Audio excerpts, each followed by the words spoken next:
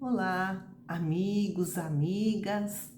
Hoje nós vamos falar de epilepsia na visão espírita e quem nos esclarece é o espírito André Luiz, nesse livro, No Mundo Maior, da série Nosso Lar, psicografia de Francisco Cândido Xavier. E aqui no capítulo 8, André Luiz conta o caso do Marcelo.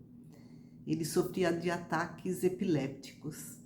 E aí André Luiz explica que na encarnação passada ele abusou do seu poder, prejudicou muitas pessoas e quando ele desencarnou, ele sofreu muito no plano espiritual inferior, suas vítimas o perseguiram e ele ficou muito tempo nessas regiões e ensina André Luiz porque o remorso é sempre o ponto de sintonia entre o devedor e o credor. E o Marcelo, cheio de remorsos, acabou desequilibrando seu perispírito, né? Esse corpo que nós temos é um corpo energético que une espírito e corpo físico. E o André Luiz explica que a epilepsia muito raramente tem por causas golpes na cabeça. Geralmente é enfermidade da alma. Bom, então finalmente Marcelo foi socorrido lá do plano espiritual inferior, né, da zona umbralina, foi amparado por seu mentor e ele suplicou uma nova encarnação para resgatar os seus enormes débitos. Bom, reencarnou, passou a infância com relativa tranquilidade, mas vigiado pelos seus inimigos do passado. Ele tinha sonhos, né, pesadelos que o deixavam bastante assustado. Após completar 14 anos, André Luiz diz que a nossa encarnação se consolida após os 14 anos, quando o espírito toma posse do corpo físico.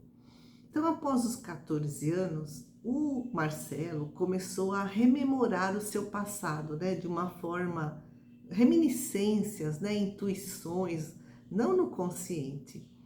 E aí surgiram as convulsões.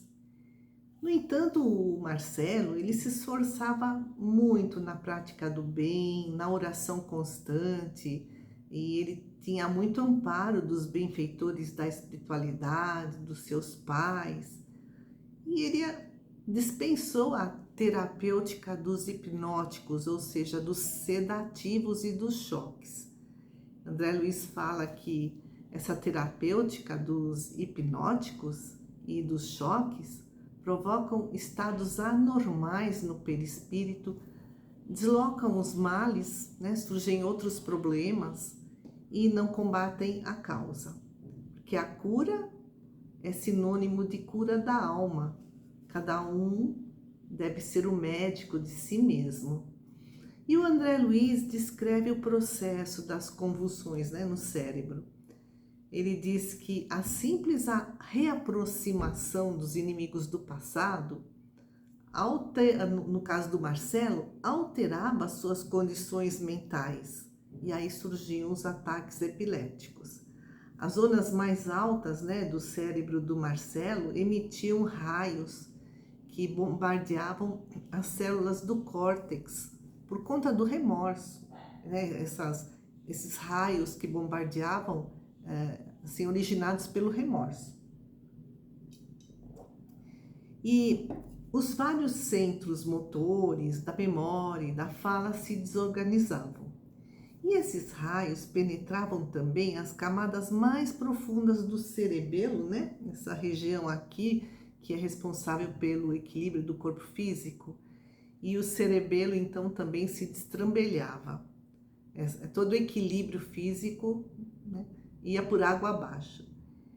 As zonas motoras perdiam a ordem, a disciplina, o autodomínio, né, dando origem a essas convulsões. E André Luiz explica que um psiquiatra sem as noções do espírito, não consegue ajudar de forma eficaz o paciente. É indispensável penetrar a alma, chegar às causas da doença. André Luiz explica: os fisiologistas farão sempre muito, tentando retificar a disfunção das células, o soma, o corpo físico, a fisiologia. No entanto, é mister intervir nas origens das perturbações, que são as mazelas da alma, né? Os resgates, os débitos. E André Luiz explica que há doentes que não podem dispensar o tratamento da medicina convencional, mas a cura definitiva só será alcançada quando houver a cura da alma.